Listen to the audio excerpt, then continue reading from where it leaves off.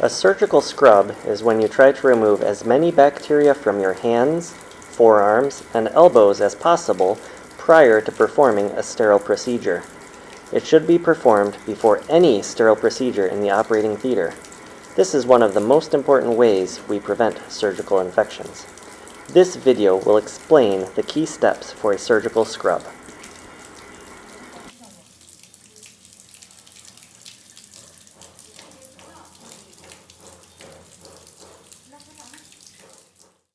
Before you scrub, you need to make sure that you have all the supplies ready that you need once you are sterile.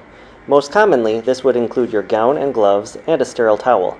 They should be opened onto a sterile surface away from the instruments that will be used for the surgery so that there is no risk of contaminating the instruments. And they should be opened in the opposite order that you will need them so that the towel is on top of the gown, which is on top of the gloves. Be careful not to contaminate your gown and gloves as you place them onto the sterile surface. This sterile surface should be replaced after every case in the operating room. To perform a surgical scrub, you will need clean running water, a nail pick, and a proper soap. The most common soap that is appropriate to use is betadine or povidone iodine. Savlon, Dettol, Lifebuoy, or Bangla are not appropriate soaps to use for a surgical scrub. To begin, turn on the water. Under the running water, use the nail pick to clean under every fingernail. This is one of the most common places for bacteria to remain, so it is a very important step.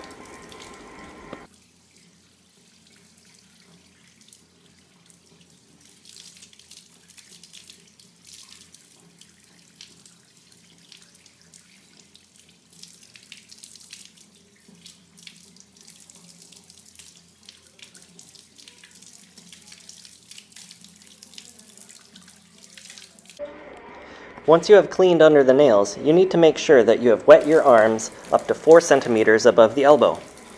Now you need your soap. You may get your own soap or have a helper pour soap into your cupped hands. Try to get enough soap to be able to wash your fingers, hands, wrists, forearms, and elbows without having to get more soap if possible. Note what time it is when you start using the soap. Start by lathering the soap over the entire surface of your arms, from fingertips to 4 centimeters above your elbows. From this point on, keep your fingertips up and your elbows down. This is to prevent dirty water from your upper arms from dripping down to your sterile forearms or hands.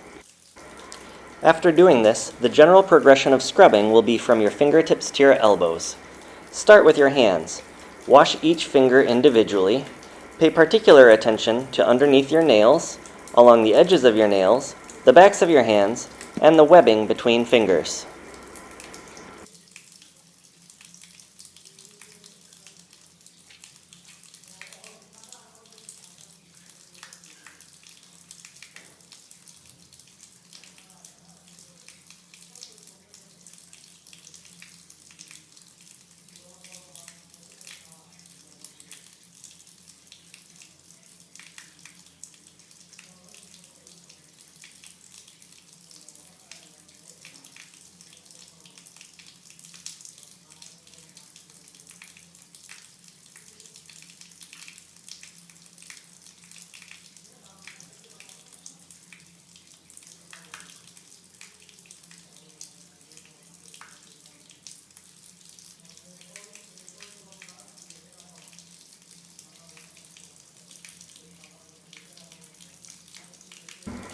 You will find that the portion of the scrub that involves cleaning your hands takes the majority of the time. This is intentional because this is the most difficult area to get sterile and the most important part as well.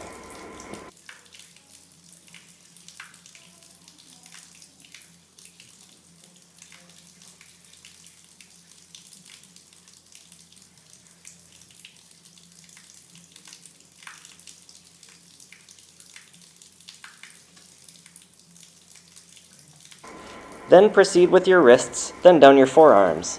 These areas are best cleaned through circular scrubbing. Continue until you reach 4 centimeters above the elbows.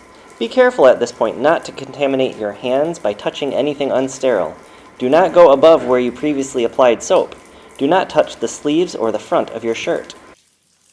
This process from the time you first applied betadine to the time you scrub your elbows should take 5 minutes. It takes 5 minutes to properly scrub, and there are few exceptions to this rule. Now it is time to rinse off the soap. Remember to continue to keep your fingertips up. Have an assistant turn the water back on if it was turned off, or use a non-sterile part of your arm. Rinse starting from your fingertips and then down to your elbows. If at any point during this scrubbing or rinsing process you accidentally touch something that is not sterile, such as your shirt or the faucet, apply fresh betadine and start the 5-minute scrub again.